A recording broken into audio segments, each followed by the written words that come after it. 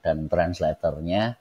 Nanti kita baca lagi, berlanjut baca buku Cities and Culture dari tulisan dari Malcolm Miles, dan malam ini kita akan sampai pada pembahasan atau kita akan baca pada halaman di mana menjelaskan tentang space culture, dan ini masih berlanjut. Space culture ini atau apa namanya, culture space, maaf, ruang budaya ini masih melanjutkan dan membahas mengenai Tate Modern Museum atau Museum Tate Modern kemarin yang sempat dibahas dalam apa namanya, sebuah konteks dari kebudayaan. Dan ya apa, Tate culture seperti yang ada di belakang saya ini, gambarnya jadinya seperti itu kira-kira, jadi untuk lebih mudah membayangkan.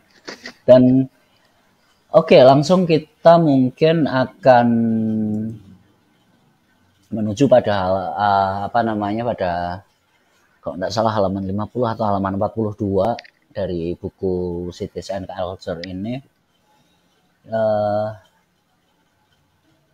Saya tunjukkan aja langsung halaman 50 sekian ya. Halaman 50 ini coba settingnya gampang enggak nanti nyeting. 53. 53, oke.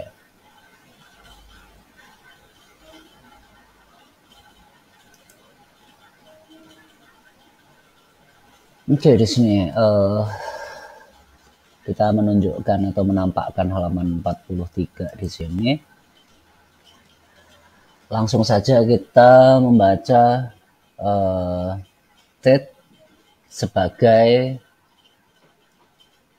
ruang kebudayaan. Jadi segala macam aspek kebudayaan itu dituangkan dalam modern museum ini. Dan bagaimana kita bisa melihat ini sebagai ruang budaya? Saya persilahkan Mbak Dian langsung aja untuk membacakan ini semua. Mungkin bisa per paragraf atau per 2 paragraf, dan apa namanya, nanti langsung bisa kita obrolkan 2 paragraf ini langsung. Oke, langsung lanjut Mbak Dian. Ya. Kita melanjutkan di bagian Tate sebagai ruang budaya. Tate Modern merupakan jenis ruang budaya baru, sama seperti pameran seni dan situs budaya jenis baru. Karena budaya yang dipamerkan di sini adalah budaya-budaya kontemporer ya, yang tidak dikenal di dalam ranah budaya tradisional sebelumnya. Bagi Josh Cochrane, petugas pengembangan sisi Bank Tate Modern, Tate Modern merupakan sebuah tonggak nasional dan internasional yang memiliki implikasi yang luas untuk kota di seberang sungai. Esther Leslie menulis bahwa Tate Modern membuat kembali ruang pertemuan budaya. Jadi di sini peristiwa-peristiwa aktivitas budaya ini diwadahi dalam Tate Modern tadi. Tidak hanya trendy, tapi juga menjadi garda depan penemuan kembali ruang budaya di seluruh dunia. Leslie menambahkan, dengan mengganti pengkodean budaya sebagai pelestarian elit dengan yang lain.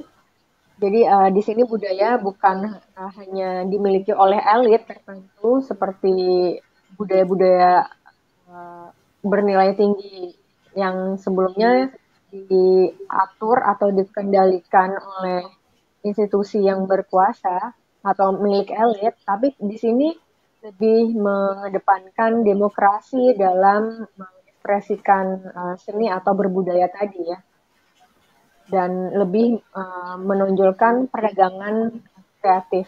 Jadi yang mungkin kita bisa kenal sekarang secara luas sebagai industri-industri kreatif. Di sini dimulai di Tate Modern tadi. Bangunan industri yang memberikan Tate Modern aspek sehari-hari berangkat dari pemujaan yang dibutuhkan oleh bangunan museum seperti kuil seperti kuil pada abad 19.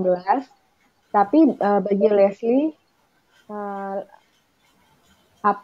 budaya tadi dibuat untuk melayani pembentukan budaya konsumen. Sehingga tampaknya di sini minat ya, maksudnya minat kreator-kreator budaya tadi mungkin banyak dipengaruhi oleh selera pasar atau konsumen. Karena tadi tujuannya adalah untuk perdagangan kreatif tadi. Sehingga budaya tampaknya bergeser nilainya ya, ke arah yang lebih Lebih industrial memiliki kan. value ekonomis gitu. State modern progresif, ini paragraf selanjutnya. State modern progresif dalam mempertahankan akses gratis ke koleksinya dan dalam memulai program pelatihan untuk membantu masyarakat setempat melamar pekerjaan. Tampaknya di sini dari kalimat ini Tet modern juga memiliki fungsi yang lain selain memamerkan karya seni atau budaya tadi, yaitu untuk tempat melatih masyarakat, seperti mungkin balai pelatihan kerja ya. Saya pikir mungkin Sebetulnya seperti itu. bukan keberadaan TEDx itu apa namanya memberdayakan masyarakat di sekitarnya. Apa konteksnya seperti itu kan. Jadi mereka menggunakan apa namanya biar orang-orang bebas apa namanya. Kan di sana juga pekerjaan juga susah kan. Jadi di sana juga akhirnya juga jadi apa masyarakat sekitarnya itu juga turut berdaya. Jadi ternyata Oh memang iya, tidak hanya di negara berkembang tapi di negara maju yang seperti di Inggris atau di kota London ini pun juga masih masih ada seperti itu karena kan banyak juga mereka perantau-perantau seperti anak-anak sekolah dari negara-negara lain, negara-negara yang kurang maju itu mereka juga juga mungkin mungkin butuh hal-hal semacam itu. oh iya. Oke, Ini lanjutkan juga. kalau tanpa ini ya, tanpa translate dari aplikasi gitu. Kalau misalnya tanpa aplikasi, saya bisa menangkap bahwa Chat modern itu menginisiasi atau membuka sebuah program training, mungkin semacam program magang yang membuka peluang bagi masyarakat untuk um, melamar pekerjaan di sana gitu. Nah, bisa diartikan sebagai masyarakat setempat ikut diberdayakan dalam uh, pengelolaan tech modern tadi. Oke, sampai selesaikan paragraf ini aja dulu, nanti terus kita bahas lagi apa namanya tuh, apa yang kira-kira bisa kita bayangkan dari sini. Ya. Tech modern juga merupakan tempat untuk dilihat dan dikonsumsi, dan terlihat masyarakat ini terlihat sebagai konsumen ya, konsumen di kafe, restoran, toko buku, serta menawarkan edukasi publik melalui koleksinya. Kita bisa bayangkan suatu tempat berkumpul, suatu pusat keramaian yang menjadi tempat tujuan masyarakat untuk mungkin menghabiskan waktu senggangnya, waktu luangnya untuk berkunjung, melihat koleksi-koleksi dari Tet modern, kemudian bersantai di kafe, restoran, mengunjungi toko buku, ya seperti itu ya. Koleksi-koleksi tadi, koleksi-koleksi Tet modern itu disajikan dengan pemisahan pemisahan karya-karya modern internasional dari koleksi Inggris di Millbank. Mereka mungkin membuat Ya ada klasifikasi gitu. ya klasifikasi untuk karya-karya modern yang berasal dari seluruh dunia atau karya modern internasional dengan karya koleksi Inggris. Dan ini lebih signifikan ditetapkan dalam taksonomi baru, tidak lagi berdasarkan kategorisasi berdasarkan gaya atau berdasarkan periode dan sekolah, mungkin sekolah Ya tidak art. berdasarkan kurikulum gitu loh. Ini kan mau menunjukkan Hmm, bahwa mereka itu udah posmo. Nah, ya kira-kira iya, seperti iya, itu. iya. Nah, sehingga karya seni tadi tidak dibedakan berdasarkan gaya atau periodisasi dari kapan benda seni itu dihasilkannya. Mm-mm.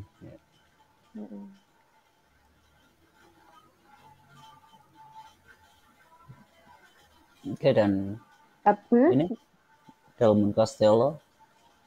ya, eh,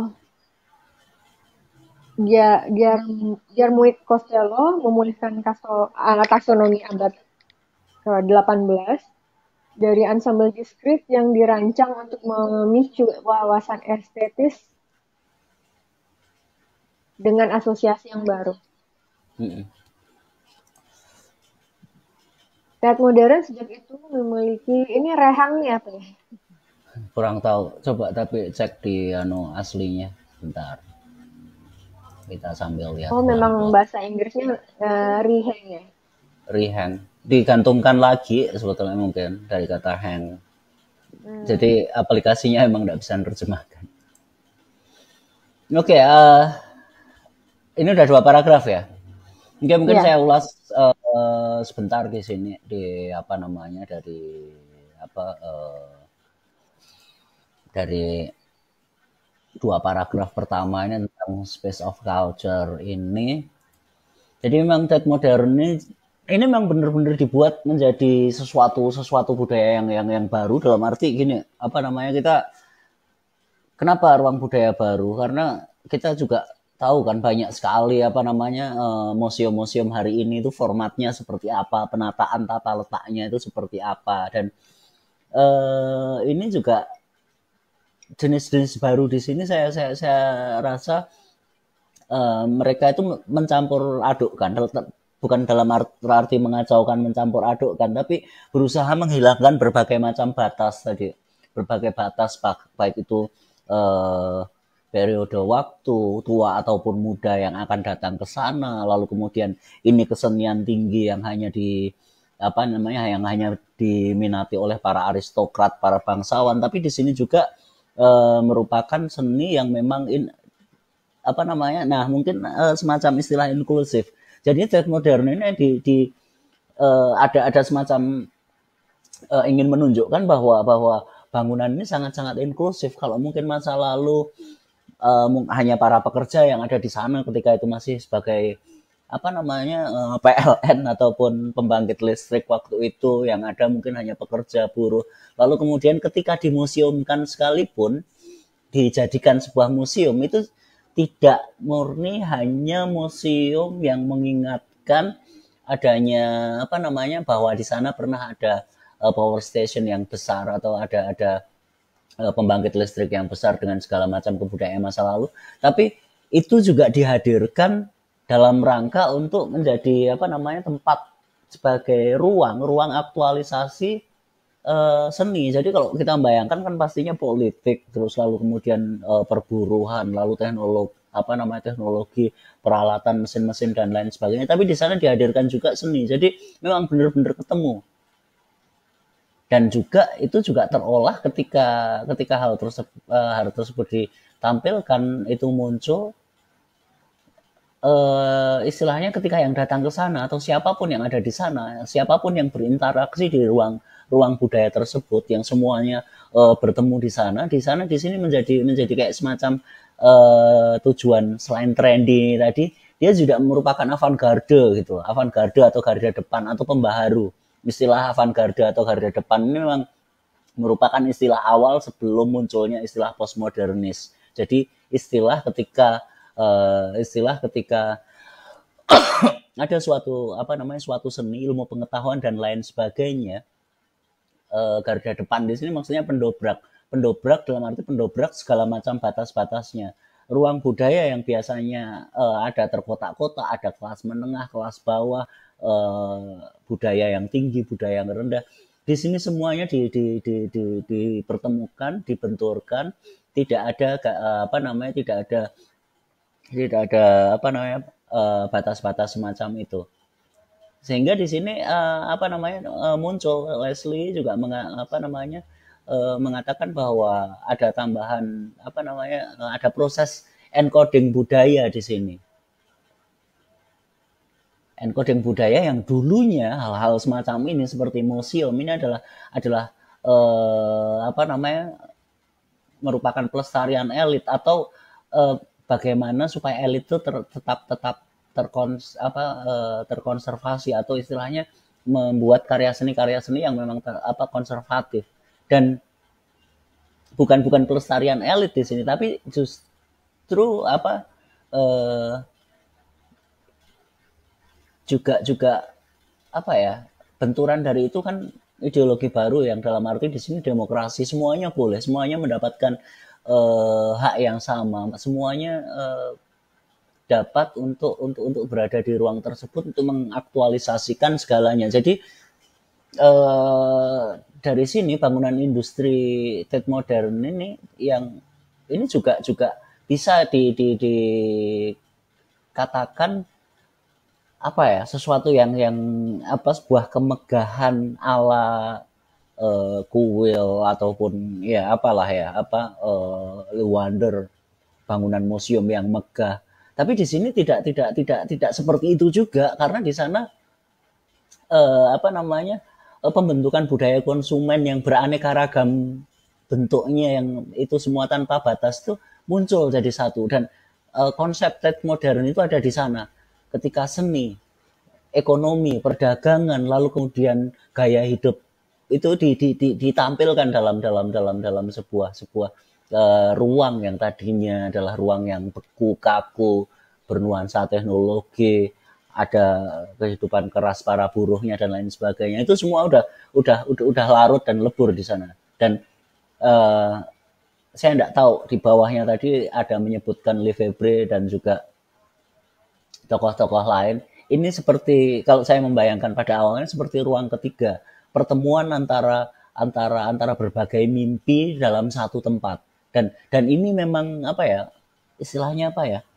mengakomodir semua pemaknaan mengakomodir semua impian orang yang datang orang yang beraktivitas di dalam ruang tersebut dan di sini juga apa namanya ada semacam biar tempat tersebut masih merupakan tempat yang sangat-sangat inklusif dan tidak eksklusif karena banyak kan yang membangun sebuah bangunan itu justru eksklusif hanya orang-orang tertentu hanya orang-orang yang berduit hanya orang-orang yang apa namanya yang bisa mempunyai akses itu ada orang-orang dengan kelas-kelas tertentu yang orang apa namanya kelompok-kelompok lain atau tipe-tipe orang atau manusia yang lain itu tidak bisa masuk ke sana. Nah di sini apa namanya dalam pengelolaannya pun Tate Modern ini mengupayakan aksesnya itu gratis. Siapa yang hadir itu gratis di sana. Tidak ada tiket masuk lah seperti itu. Ini hal-hal yang karena ketika itu memang mau dipakai tiket masuk lalu kemudian dibuat mahal itu pun bisa namun demikian di sana tidak dilakukan seperti itu bahkan di sana mereka memfasilitasi untuk apa namanya terbuka untuk masyarakat dalam arti siapapun untuk ya bekerja di sana walaupun dengan gaji yang tidak tinggi mereka juga memfasilitasi mereka yang bikin di situ bikin kafe, berdagang, toko apa istilahnya bikin mengelola toko buku, lalu kemudian apa saja kafe, restoran yang ada di sana itu dan apa namanya Tate Modern ini juga yaitu tadi mengakomodir semua hal yang ada sehingga ruang tersebut yaitu tadi tempat perdagangan juga tempat perdagangan dalam arti orang bisa bisa menjual beberapa hal, seperti misalnya menjual hal yang mungkin tidak ada tidak berhubungan tapi masih berkaitan. Ketika ingin hangout karena di sana ada sungai, ada bangunan apa saja, di dalamnya ada kafe, ada restoran, karena tempat tersebut juga luas kan. Terus kemudian sisi edukatifnya di sana mungkin ada toko-toko buku. Kemudian ya di sini kenapa dikatakan apa namanya pendidikan publik, yaitu selain koleksi karya seni, koleksi historis, lalu kemudian kenampakan bangunan yang seperti itu tentu saja apa namanya bisa dikatakan ada tujuan mulianya, yaitu public education atau pendidikan publik. Lalu kemudian ketika apa namanya karya-karya yang dimunculkan pun juga karya dari berbagai masa mungkin apa namanya, dan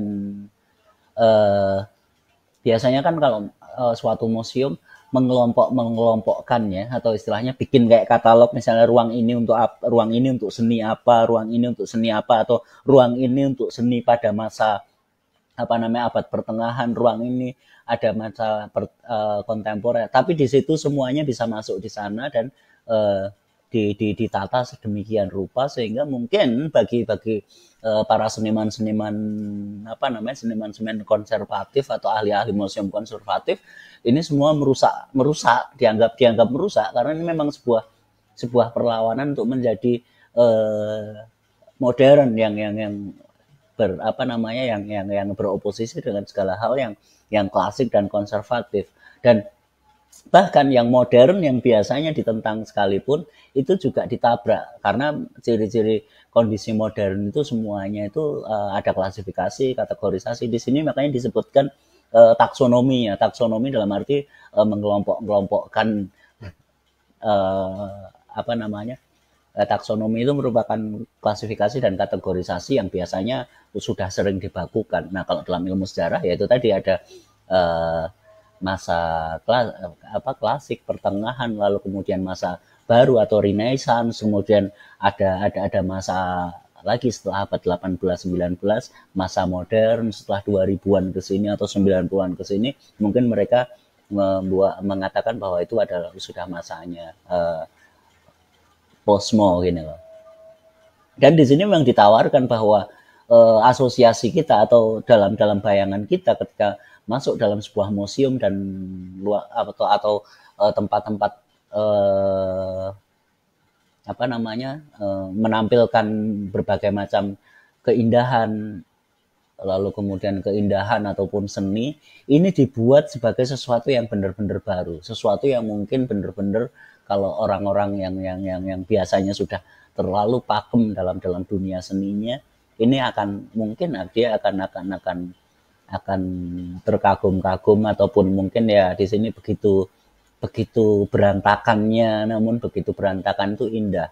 Ada keindahan di mana ketika tidak ada batas, dan apa ya memang walaupun yang terakhir memang tetaplah ada hal-hal yang formal, tapi di situ ditawarkan bahwa TED merupakan sebuah ruang di mana budaya itu bertemu. Budaya ini memang ketika kita ngomong budaya memang kita harus kembali mengingat beberapa hal yang kemarin, budaya apa namanya tentang definisi budaya yang juga pada dasarnya dalam apa namanya post struktural semacam ini itu memang nampak membingungkan, berantakan, tidak teratur.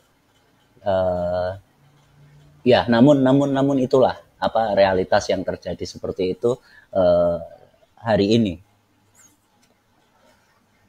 Oke, gimana ini mungkin apa namanya Budian ada komentar atau semacam apa tentang apa yang saya ceritakan di sini, karena memang ini apa namanya mau menunjukkan bahwa di situ ada titik suatu ruang itu seperti seakan-akan kalau misalnya mau kita bayangkan sebagai sebuah dimensi bukan hanya pertemuan antar budaya, tapi justru di situ bahkan mungkin pertemuan antar dimensi ya. Mungkin dibayangkan ketika yang di sana ternyata tidak hanya orang-orang Inggris atau bangsawan saja, tapi mungkin ya gelandangan, orang-orang kulit hitam, orang-orang dari Asia, siapapun bisa masuk ke sana sebagai pertemuan antar dimensi. Jadi bisa jadi apa namanya Shinchan di sana ketemu Mak Lampir, ada juga apa namanya ada juga Batman, Superman dan lain sebagainya. Jadi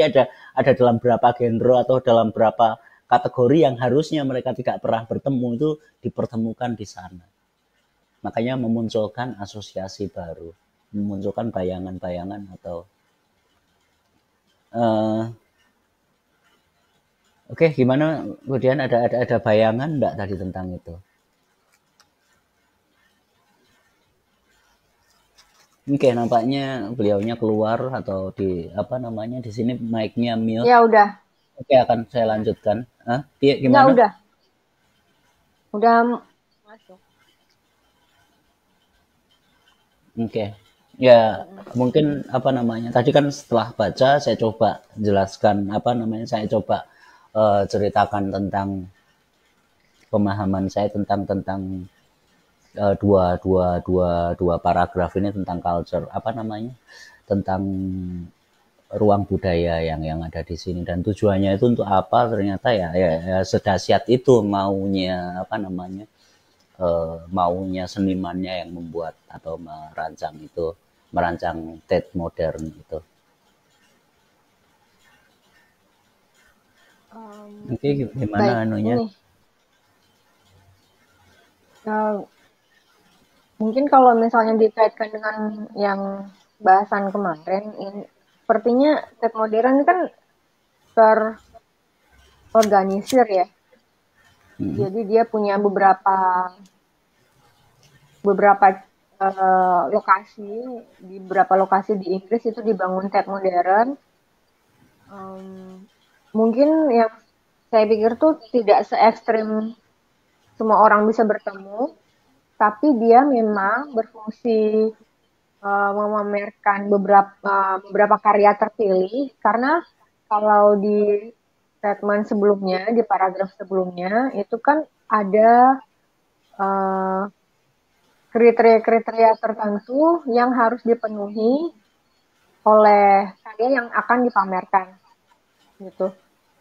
Uh, tapi memang benar bahwa di Kriterianya seperti sini apa ya? ini yang di atas yang sebelumnya di pembahasan sebelumnya. Hmm. Maksudnya itu harus memenuhi penilaian dari pihak uh, kemarin apa itu ya? Dari Uh, para maestro kan? internasional mungkin seperti kalau museum kan mereka punya kurator ya. Jadi mereka Uh-huh. yang menilai menilai koleksi dan menilai kelayakan dari koleksi itu layak dipamerkan atau tidak. Itu kan tiap karya seni itu perlu memenuhi kelayakan dari syarat-syarat yang diberikan kepada entah itu pada artis atau pada produk yang dihasilkan. Hmm. Namun memang di sini klasifikasi itu klasifikasi barang seni yang dipamerkan tidak didasarkan pada gaya dan periodisasi. Di sini mereka hanya membedakan mana yang karya-karya dihasilkan oleh artis internasional dan mana karya-karya yang dihasilkan dari Inggris. Itu menurut pengalaman saya seperti itu. Hmm. Saya setuju bahwa state modern itu adalah ruang pertemuan budaya. Sehingga di sini budaya-budaya dari berbagai penjuru dunia dengan gaya apapun itu bisa dipamerkan. Tentu dengan dengan memenuhi syarat kurasi tadi ya dari kuratornya, Hmm. dari pihak kuratornya. Uh, Namun di sini ada sedikit penjelasan atau pernyataan bahwa uh, tujuan pameran ini lebih kepada perdagangan kreatif. Di sini peran ekonomi juga atau ini ya. Perdagangan kreatifnya di apa namanya interpretasi di seperti apa sih? Perdagangan hasil karya, kreativitas hasil karya. Karena kemarin kan sudah ada sedikit koleksinya atau sesuatunya itu kan sangat-sangat ajaib. Sangat-sangat Ya, membongkar nilai-nilai klasik, membongkar nilai-nilai bahwa sesuatunya itu harus adiluhung. Tapi di sini seni mungkin belum kalau untuk dilihat secara awam, dilihat secara normatif dan apa namanya ala elit tadi, itu mungkin tidak ada estetikanya. Bahkan mungkin ya ketika tidak ada estetikanya, kalau orang-orang dulu kan selalu bilang tidak ada seninya, atau bahkan ya sebuah penghancuran apa namanya penghancuran keadiluhungan sebuah karya seni. ya justru kreatif itu, nilai kreativitas itu kan pengalaman atau pemaknaan yang diperoleh pengunjung setelah melihat seni yang ditampilkan gitu, bukan berarti estetis menurut orang awam. Seperti misalnya kalau kita mungkin melihat Instagram pameran fashion di luar negeri, kemudian menemukan baju-baju yang bukan ready to wear, bukan ready to wear gitu ya. Jadi bahkan bentuknya tuh sangat lucu gitu. Ada yang mungkin seperti lampion, yang itu tuh tidak mungkin dipakai oleh orang gitu. Nah itu adalah bentuk karya seni. Nah apa ya? Ya tetap melalui kurasi juga. Tidak semua artis atau desainer itu bisa menampilkan karyanya di pameran-pameran fashion tersebut yang bergengsi terutama. Tapi saya setuju bahwa yang di sini tujuan mereka untuk tujuan-tujuan ekonomi itu tetap ada gitu. Ya dari pengunjung yang datang yang mungkin mereka kalau di sini gratis itu saya nggak mengerti pengertiannya itu apakah benar-benar free of charge atau apa ya semacam tiket perusahaan tapi untuk melihat kameranya ya gratis. Ya Kemudian apa kalau mungkin di situ ya oke siapapun boleh datang, dan di sini aku nggak tahu di dalamnya ada diskriminasi atau apa sebuah segala sesuatu yang berbau diskriminasi atau enggak, tapi sejauh ini apa namanya ada semacam misi supaya ini semua trade modern ini menjadi segala sesuatu yang inklusif, yang siapapun bisa dalam arti ya apa namanya terbuka untuk mengaktualisasikan, atau semua berusaha diakomodir di sini.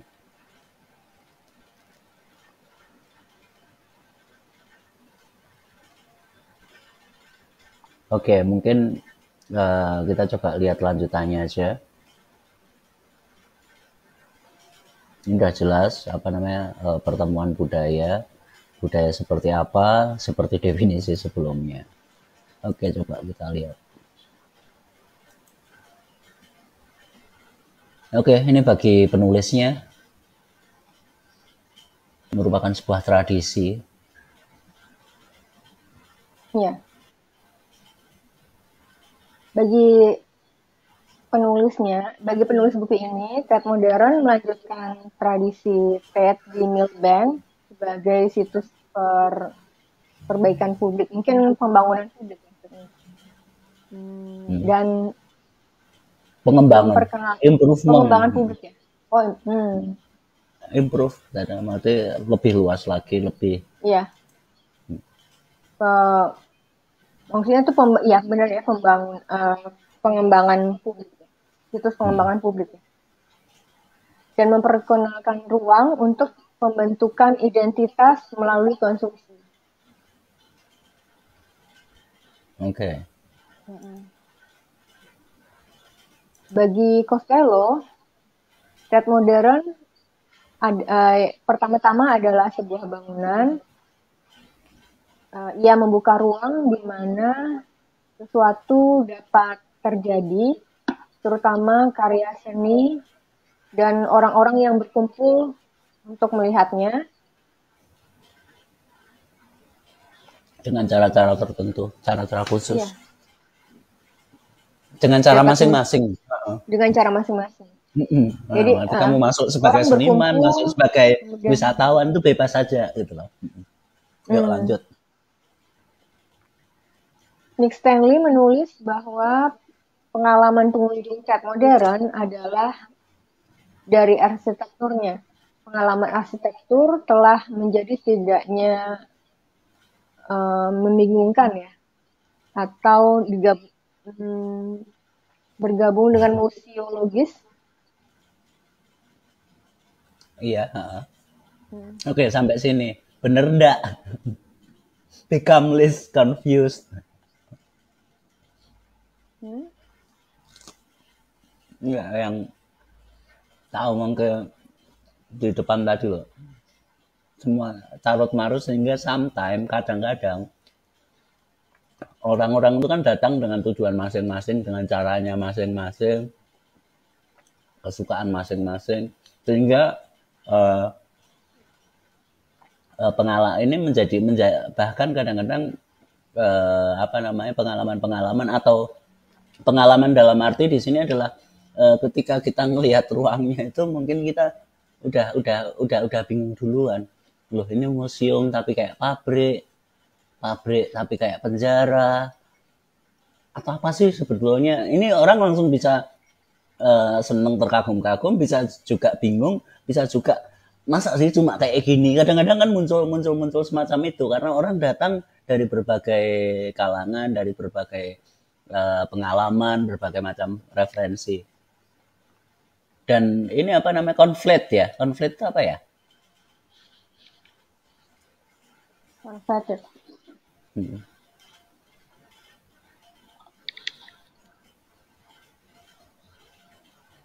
Nah, terutama bagi mereka yang membayangkan atau orang yang tahu tentang seni atau tentang ilmu-ilmu museum, ilmu-ilmu tentang penataan museum dan lain sebagainya, ini menjadi sesuatu yang nggak masuk akal, sesuatu yang berantakan. Kok ya kayak gini tuh? Konflik menggabungkan dua atau lebih menjadi satu. Nah, campur aduk bukan? Iya. Artinya, nah kan? Oke, lanjut. Costello memasukkan ini sebagai apa?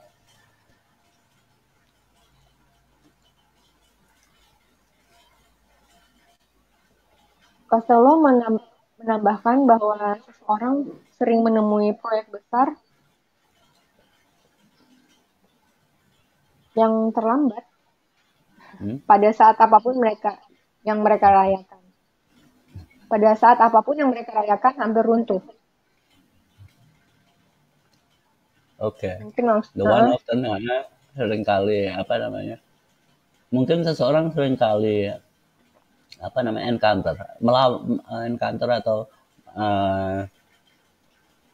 bukan menolak, apa sih istilahnya, apa ya, kalau bahasa Jawanya maidu gitu loh, bahwa ini merupakan proyek besar gitu pada satu waktu juga ketika tapi di sisi lain nearing collapse, hampir runtuh. Ini kalau dari bahasa ini dia mau menunjukkan seberapa berantakannya itu loh ketika dia masuk bingung ini sakjane opo, ini sebenarnya apa sih gitu loh, bikin kolaps, bikin apa ya, iya ya ada beberapa orang mungkin yang bertentangan dengan nurani bahwa katanya ini proyek besar, katanya ini adalah sesuatu yang luar biasa. Tetapi ini eh, ini kayaknya orang apa kagum dan saling bertentangan, kepalanya itu crash gitu loh ngelihat itu semua itu loh, mumet ada terus sampai mungkin hampir pingsan atau gimana itu. Ya ya ini memang apa di post struktural ini memang lebay ke carut marutan ini loh. Oke di anu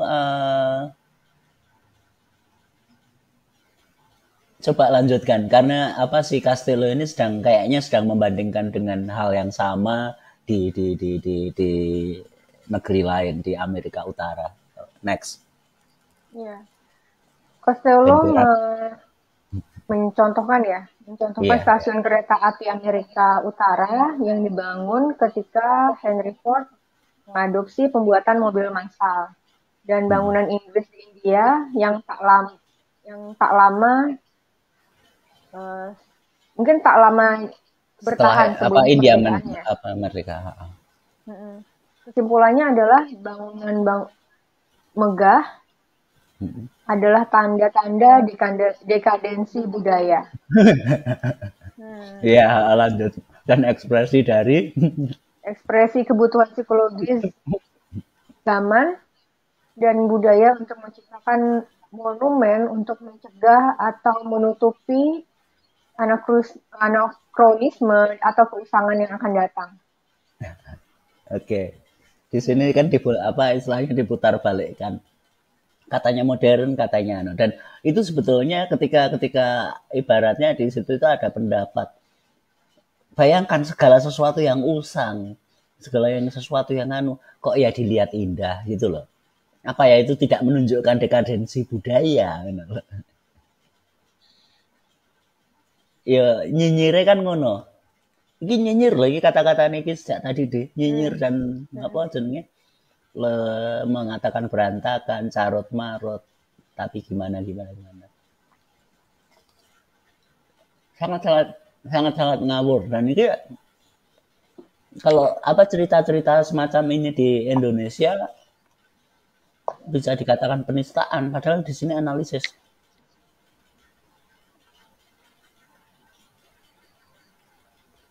Seperti kita ketika aku ngomong ruang kedua tentang lapangan sepak bola yang ketika di musim hujan air pasang bersamaan,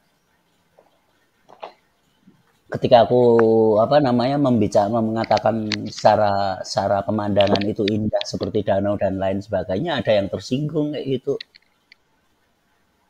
Hmm. atau ada yang kadang-kadang ya ya tergantung sih. Ketika masuk seperti aku bilang mau ada yang bangga, wah bangunnya kayak mall ada yang bangga.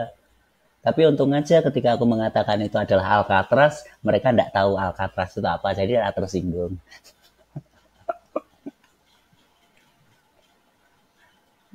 Kira-kira ngerti maksudnya cara-cara apa jenenge? Cara post struktural ini anu nah di sini realisme kritisnya ada karena apa yang dilihat itu adalah sesuatu yang real berdasarkan apa yang bisa observable. Tapi dia mulai apa sisi humanismenya itu ya kita sebagai manusia dan mungkin ada beberapa kesepakatan orang dengan pandangan-pandangan serupa mungkin akan mengatakan seperti ini juga.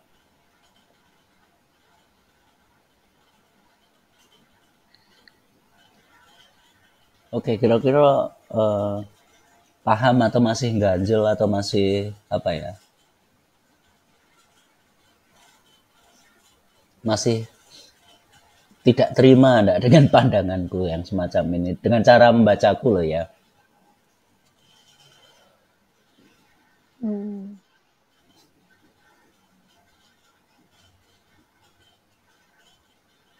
Karena di sini dalam buku ini kadang-kadang seakan-akan mengatakan ini apa sih, tapi ini luar biasa sebetulnya mereka bertujuan seperti ini. Tapi akhirnya gini gini gini dan hasilnya nampaknya seperti ini. Ngono loh, Di. Iya. Dari alur paragraf itu tadi. Dari yang kesan baik banget, kesan heroiknya, bahkan kesan buruk, kesan berantakan, kesan dikatakan sampai ini perih loh ketika orang dikatakan hal ini menandakan cultural decadence. Ini orang orang akan sangat tersinggung kalau orang ini konservatif, atau bagi seniman-senimannya mungkin juga ada seniman yang tersinggung menurut. Nah, senimannya kayak anti kritik. The expression of psychological need, bahwa kita itu butuh bikin monumen yang besar,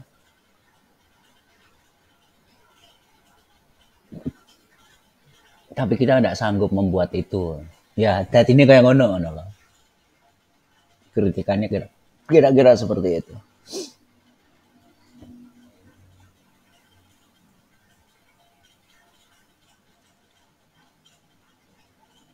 Oke, ada sesuatu lagi enggak? Udah.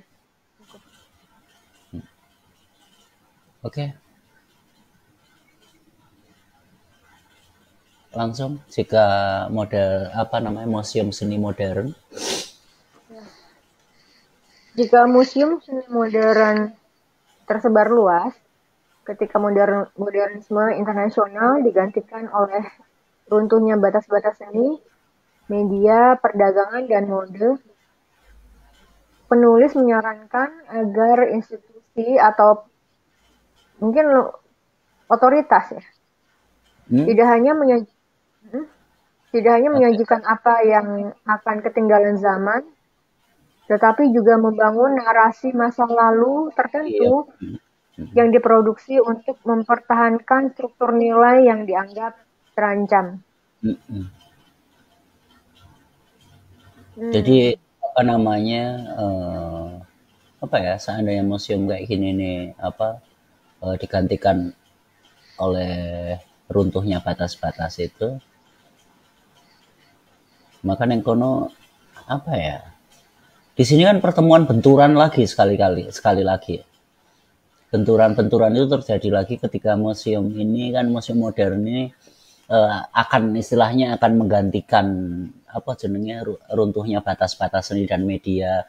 Jadi di sini itu seninya ada, medianya ada, atau performance-nya ada, perdagangannya ada, dan apa ya mode-mode semua itu ada. Dan apa ya, di sini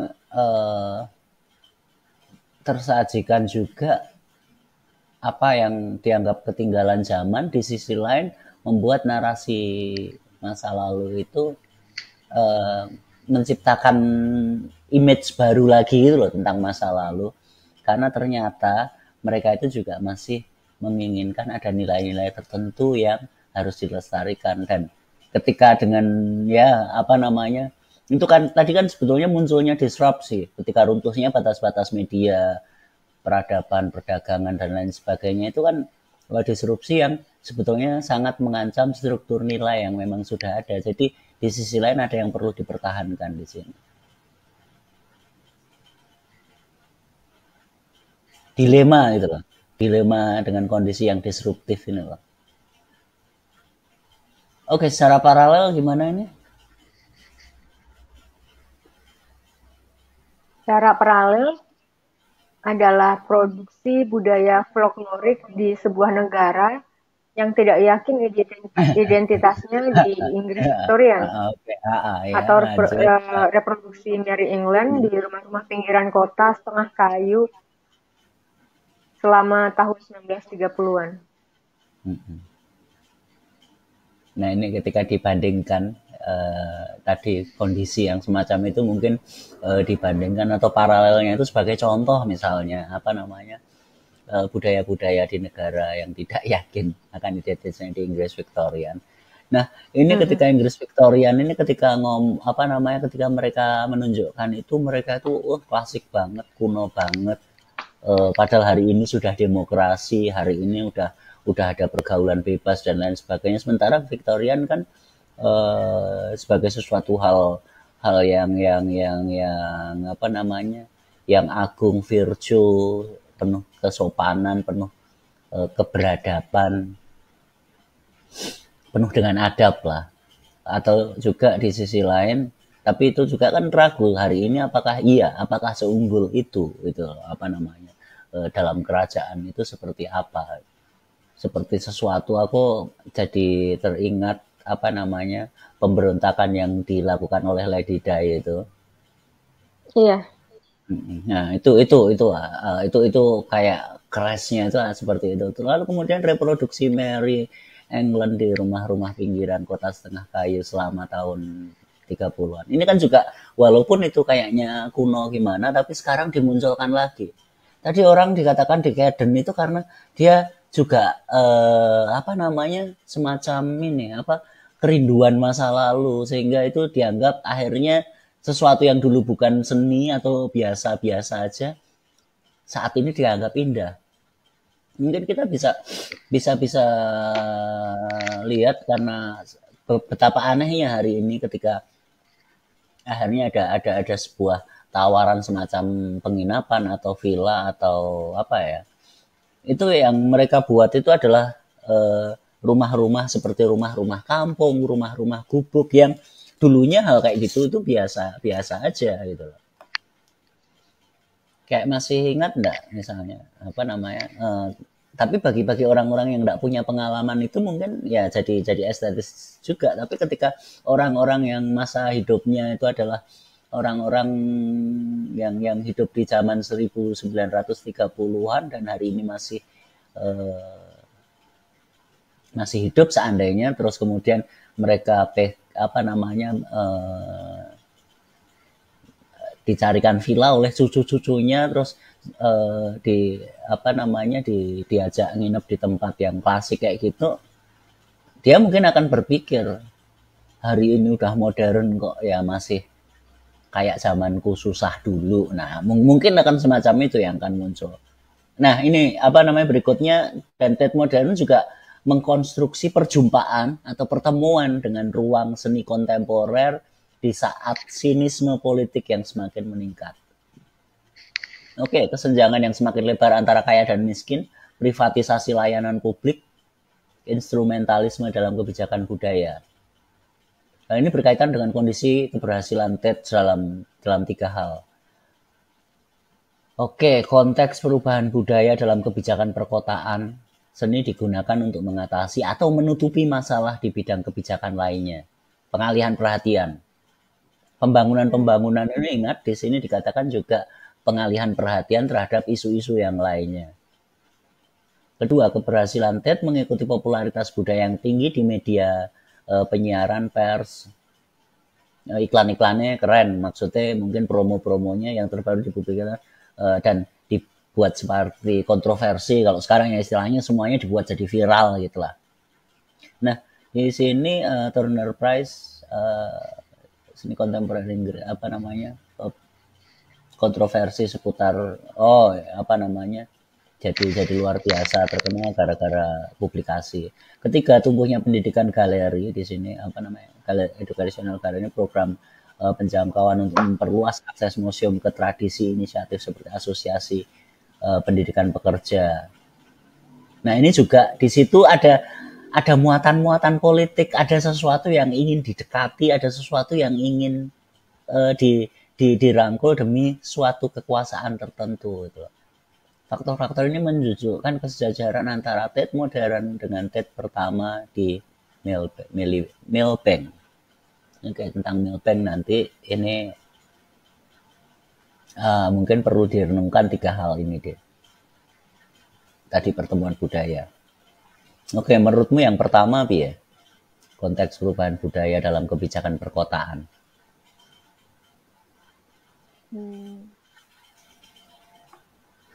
Iki delok ya, iku delok dari sisi kemunafikan atau konspirasi pemerintah kota atau perencana kota. Yang pertama itu kita coba deloken dengan sisi itu.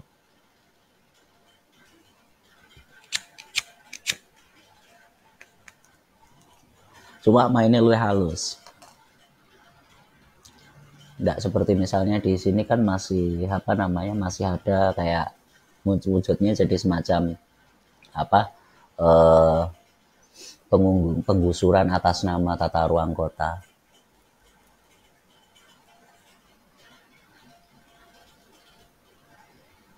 Yang bagian paling bawah. Paling bawah Tet tumbuhnya modern. pendidikan galeri. Oh, atas Mas Pendidikan ya, galeri. mulai atas. Mulai habis Oh, 1930 itu tadi. ya di sini Tate Modern dia menghadirkan ruang seni kontemporer untuk menyindir apa situasi perkotaan ya, situasi kehidupan sosial perkotaan yang eh, memiliki kesenjangan yang lebar antara yang kaya dan yang miskin, kemudian layanan publik yang diserahkan kepada pihak swasta, sehingga di sini hmm, apa Diperlukan kebijakan orientasi, budaya. iya orientasi dari investor ini tentu lebih kepada keuntungan ya atau Ya. kapitalisme atau Mm, dikendalikan oleh kapitalisme. mm. Kemudian instrumentalisme dalam kebijakan budaya. Sebagai perangkat. Hmm, dalam pengelolaan budaya uh, dilakukan dengan pendekatan-pendekatan instrumentasi untuk mengatur Ya. bagaimana budaya itu tumbuh. Sepertinya Mm, itu ya. mm. Jadi di sana ada tangan kekuasaan untuk di sisi lain kekuatan apa budaya itu perlu dimodifikasi. Nah itu berikutnya kan ada apa namanya, di sisi lain keberhasilan mereka itu bisa melakukan 3 hal ini loh deh.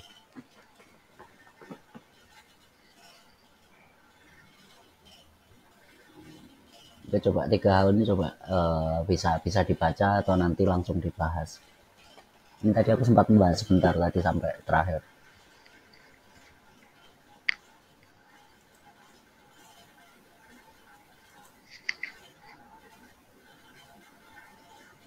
Yang tumbuhnya pendidikan galeri Eh, atau jadi dibaca kan dari setelah anu kan hal ini berkaitan dengan kondisi keberhasilan TED dalam 3 hal. Tadi kan apa namanya ada TED modern itu mengkonstruksi apa namanya mempertemukan merancang sebetulnya merancang pertemuan ruang kontemporer gitu loh. Nah, rancangan ruangan seni kontemporer itu sebetulnya itu juga terjadi bersamaan dengan adanya sinisme terhadap kondisi politik yang luar biasa semakin tajam hari ini seperti misalnya tadi kesenjangan kaya dan miskin, privatisasi layanan publik, lalu kemudian instrumentalisme dalam kebijakan kebudayaan. Jadi perangkat-perangkat budaya ini akhirnya digunakan digunakan apa ini muncul. Jadi kebijakan budaya itu sepertinya hanya digunakan untuk alat saja. Gitu. Nah hal ini di sini kan ada kaitannya ini. Habis instrumentalisme kebijakan kebudayaan itu loh.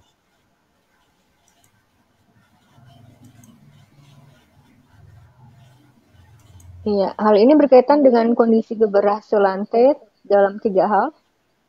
Pertama, ada konteks perubahan budaya dalam kebijakan perkotaan, di mana seni digunakan untuk mengatasi atau menutupi masalah di bidang kebijakan yang lainnya. Sebetulnya kayak pengalihan gitu loh. Penghibur ya. Penghibur sebetulnya ada kegagalan lain tapi di sini berhasil untuk mungkin pembangunan lain itu ada yang gagal tapi di sini cukup wow gitu loh untuk wah membuat jadinya mungkin mungkin taruhlah ada apa namanya ada sebuah kekacauan atau ada sebuah kegagalan misalnya tentang apa ya tentang kesejahteraan tentang apa gitu kan itu itu Hmm. itu muncul itu tapi di sini ada sesuatu yang ditutupi Iya, sesuatu yang mungkin ditutupi lebih ya. tepatnya pengalihan ya.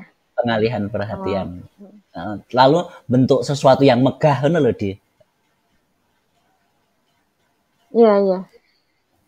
yang nanti bisa dijadikan seperti wajah dari kota Mm, pada saat pihak otoritas menampilkan wajah kotanya, mm, dia bisa memilih wajah bagian kota yang tampak megah dan indah atau mm, artistik gitu seperti itu ya. unik gitu. Jadi Mm-mm. misalnya apa namanya, kita nggak bisa ngatasi masalah sampah gitu loh. Terus lalu kita iki tapi ekstrimnya loh, kita nggak bisa ngatasi masalah sampah. Tapi kemudian kita akhirnya, wah bagaimana kalau kita menggunakan wisata sampah. Jadinya kita wisata untuk membuat daur ulang atau menyusun kreativitas atau apa namanya, mengadakan festival sampah di tempat pembuangan sampah. Lalu kemudian apa namanya, di situ kita berlomba-lomba mengundang anak-anak, orang-orang kaya untuk datang ke tempat sampah tersebut dan mewujudkan kreativitasnya. Jadi akhirnya tempat sampah yang merupakan sesuatu yang tidak bisa diatasi itu malah justru dibalik itu loh. Bisa bisa ditutupi, bisa dibalik, atau bisa ngalihkan permasalahan lain. Ini salah satu contoh ya. Paham kira-kira di. Yang tadinya kelemahan dijadikan keistimewaan loh. Ditutupi di misalnya ana sebuah desa sik ra iso maju-maju, wis digawe desa wisata wae ngono lho. Di sisi lain kayak ngono. Aku juga menemukan sisi kritis dari, ingat enggak waktu apa seminar desa wisata. Iya. Ada istilah apa ya? Ya bisa iya, bisa enggak sih. Tapi kan bisa dikritisi bahwa seakan-akan kita harus menghentikan urbanisasi atau menghentikan proses desa itu menjadi kota ya dengan membuat desa wisata itu. Tapi di sisi lain loh ya, di sisi lain ya.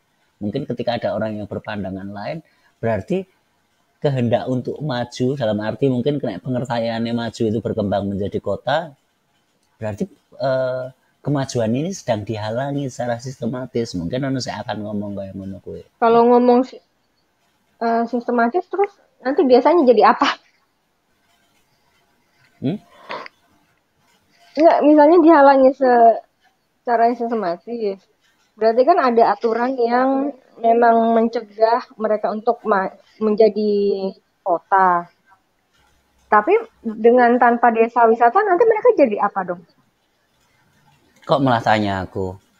Iki kita ngelihat pandangan kritis, orang nyalah ya, atau orang kita ngelihat pandangan kritis, iso didelok bahwa sebuah statement yang tadi apa namanya, mencegah proses menjadi kota itu mungkin ada sebagian yang mengatakan bahwa ini dapat dikatakan menghalangi untuk apa namanya, ada suatu agenda yang menghalangi untuk apa namanya, sebuah desa itu menjadi maju, tapi dalam tanda petik ketika indikator maju itu menjadi kota.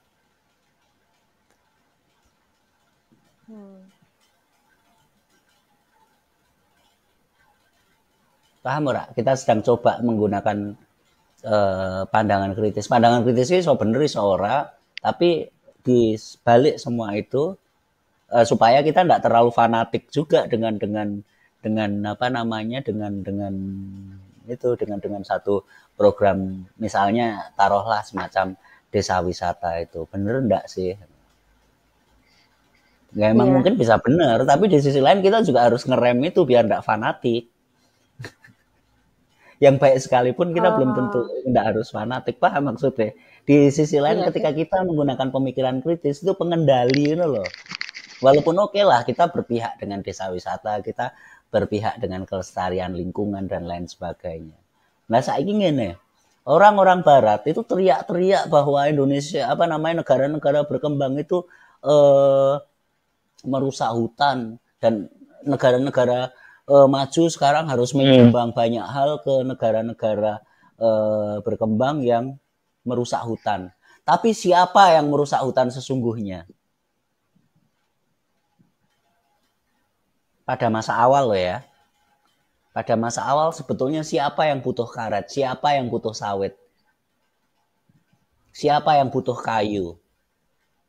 Kayu itu kan tidak cuma di Indonesia.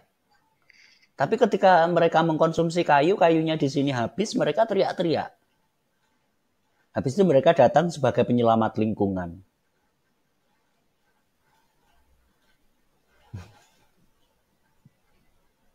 Kayak Kalimantan habis digunakan untuk orang Indonesia apa ora gitu ya.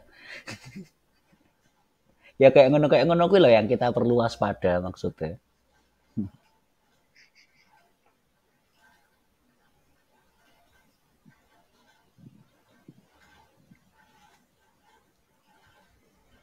Oke, ya ora sih gini apa jenenge kita nyoba sisi dalam arti sisi pandangan kritis itu juga ya kita juga harus seimbang gitu loh. Apa namanya ketika yang kita anggap baik, kita yang kita anggap sangat-sangat ideal bahkan yang sering kita teriak-teriakkan itu ya ada waktu-waktu tertentu apakah yang kita teriakkan apakah itu ya apakah ya benar-benar baik karena misalnya karena banyak banyak hal juga yang itu walaupun sisi lemahnya itu sedikit, sisi kurangnya itu sedikit, tapi sebetulnya kan masih ada gitu loh. Kenapa dekonstruksi itu dibutuhkan? Kenapa post struktural itu dibutuhkan? Untuk itu, untuk apa namanya? Untuk kita bisa kita atau semuanya aja bisa mengkritisi, bisa melihat semuanya itu secara uh, sebagai penyeimbang.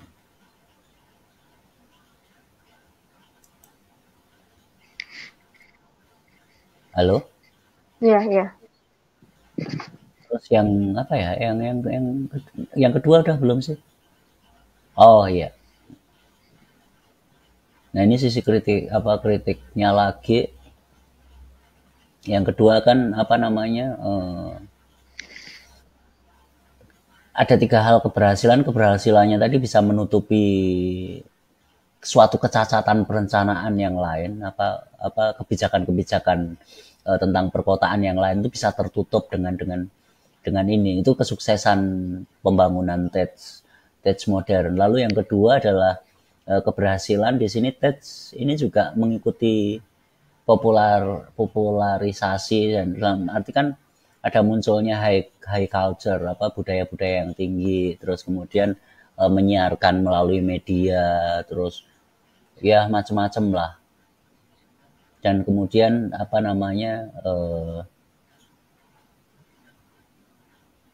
ya pokoknya jadi viral ini akhirnya berhasil juga karena media dan ibaratnya menunggangi apa namanya menunggangi istilahnya bahwa Inggris sangat peduli budaya, London sangat peduli budaya, nah kayak gitu ya. Terangkat oleh kondisi itu juga. Dan yang ketiga di sini adalah apa namanya Galeri Education ini ada program-program yang kebetulan menjadi lebih luas dan di situ apa namanya museum jadi kembali lagi atau diperkuat lagi sebagai dengan program-program edukasinya itu. Dan ya inilah apa namanya faktor mengapa TED modern itu menjadi apa namanya menjadi berhasil. Nah, kemudian yang Milbank itu seperti apa? Nah, terserah Milbank mau dibaca sekarang atau dibaca besok. Sudah 1 jam ya? Iya, 1 jam. Biasanya kita sampai 1,5. Tapi apa namanya di sini? Nah, coba bayangkan lihat seperti ini. Ini kan banyak sekali sesuatu yang terbengkalai, tapi di sini jadi seni. Ya, kalau di sini cuma laku buat siaran apa itu ya selalu dikaitkan dengan mistik ya. Iya, mistik ataupun ini langsung diincer. Wah, banyak besinya ini rongsok ini payu iki. Anek meng kaya ngene iki ning Siantan akeh belakang rumah ini seni instalasi akeh banget. Tapi asik juga sih sesuk kapan-kapan foto-foto rodok apa avant-garde ngono kuwi, rodok foto-foto posmo. Cuma ya ini Terus memang sesuk didol untuk ning apa jenenge? Ning metaverse mungkin. Kok metaverse apa? Yang Gozali itu apa NFT. istilahnya? NFT. Ya kayak ngono kayak ngono. Nah, Cuma memang akhirnya masalah bayangkan keamanan banget. fenomena fenomena kontemporer kan kadang-kadang setidak masuk akal itu loh. Walaupun oke lah ya ono konsistensi dan lain sebagainya. Seni ya ora kudu apik to, sik larang ya ora kudu apik to. Mm-mm. Ya itu untuk refleksi kita bagaimana kita memandang seni hari ini yang sangat-sangat disruptif. Hmm. Oke, nah ini Milbank ini Milbank itu TED yang lain kok ya? Tab pertama. TED yang pertama. Hmm. Yang apa namanya TED at Milbank modern itu Pak yang modern atau yang cabangnya yang lainnya juga sih? Atau di lokasi yang sama? Lebih Kita awal coba ya, lebih awal coba. 1890-an. Nah, kowe iso mungkin iso memahami omonganku sik ketok ngeyel dan menjengkelkan tadi ning nggon critical culture. Ya sampai critical culture engko terus terakhir kita cuma apa namanya menutup ini apa ringkesan apa kita kan pasti udah sejauh ini pasti lupa kan pertamanya kita ngomongkan sitis itu pasti udah lupa enggak ingat enggak kalau kira-kira aku tanya apa namanya kemarin yang kita bahas di sitis itu apa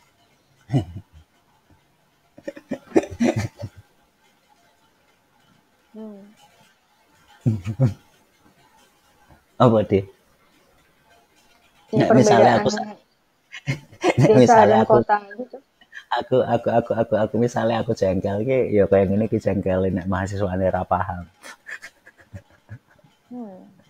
Kowe rasa sedih, kowe rasa anu Ora, ora. biasa. Alah gayamu. Oke, mungkin itu dulu ya, Milbank besok ya. Nek misalnya kowe wis kekeselan mikir kaya ngono kuwi mulai sesuk aku dhewe. Nek misalnya arep melu ya ayo, tapi nek arep melu apike mak waca. Ben tidak aku tidak sekecewa ketika aku memberikan materi ning mahasiswaku tapi ra diwaca. Hmm. Paham? Hmm. Paham ora sih? Ya wes, oke. Thank you semua yang sudah nonton mungkin ya itulah karakteristik saya yang memang mungkin agak aneh dan apa ya kayak gitu apa namanya mungkin juga enggak ada yang mau nonton kayak gini atau yang kadang-kadang kalau belajar bareng saya itu enggak banyak yang enggak bisa kerasan atau menerima kondisi cara belajarnya yang seperti ini ya memang hal yang wajar juga dan ya seperti itu mungkin cara belajar saya juga enggak tahu berfaedah atau enggak ya jangan-jangan enggak berfaedah tapi oke, biarin aja oke, saya Galuh Bayu Ardi dan Dian Ekwanti malam ini mencukupkan baca bukunya sekian aja kita baca satu subbab sedikit-sedikit karena saya rasa atau mungkin kalau dirasa nanti ditonton lagi sangat-sangat memusingkan karena di sini memang fenomena poststruktural, postmodernisme, dekonstruksi itu sangat-sangat disruptif atau sangat carut marut dan ya seperti kehidupan sekarang yang memang atau kondisi sekarang ya kalau mau kita sadari kan tidak seteratur teori-teori yang ketika kita sedang menjelaskan teori karena teori-teori itu kita asumsikan ketika tidak ada hal-hal lain lagi tidak ada kalau misalnya dalam istilah eksperimental itu tidak ada variabel pengganggu. Sementara kita terlalu banyak variabel pengganggu, terlalu banyak faktor-faktor lain yang akhirnya membuat kondisi kalau mau tidak mau harus kita akui sangat-sangat disruptif seperti hari ini. Dan itu hal yang wajar dan ketika kita mengatakan iya pada kondisi atau kehidupan hari ini yang memang sangat disruptif, ya seperti itulah kecarut-marutan. Sementara ketika kita mengatakan teraturnya seperti apa dan kita mengatakan bahwa saya sangat-sangat teratur dan saya sangat-sangat sistematik dalam segala hal, itu artinya saya munafik dan saya bohong. Karena pada dasarnya semuanya carut-marut, berantakan, dan hanya dengan kesadaran, hanya dengan uh, pengetahuan kita atau hati nurani kita, kita bisa membaca realitas yang memang carut-marut seperti itu. Oke, saya ucapkan selamat malam dan sampai jumpa pada halaman-halaman selanjutnya, dan semoga cukup bermanfaat bagi baik itu manfaat baik atau manfaat untuk menjadi semakin paham atau semakin berantakan pikiran Anda. Oke, terima kasih, selamat malam. Terima kasih, Di. Thank you.